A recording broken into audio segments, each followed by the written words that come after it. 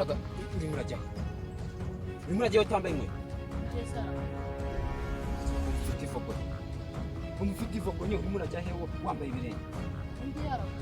Nyine nago aho ujye nambwo hanandi ucyo wambaye inkweto. Kuki umuntu wambaye ibirenge aho ngaho.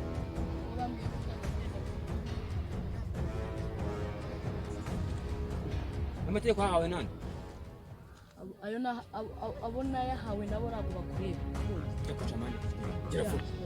Gira fore.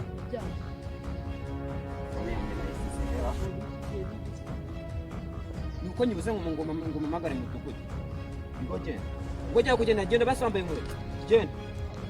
Ako ngenda ngiye bundi njyayo. Kambara ibifogo cyangwa baba. Ndagukubye. Genda cyangwa. Genda.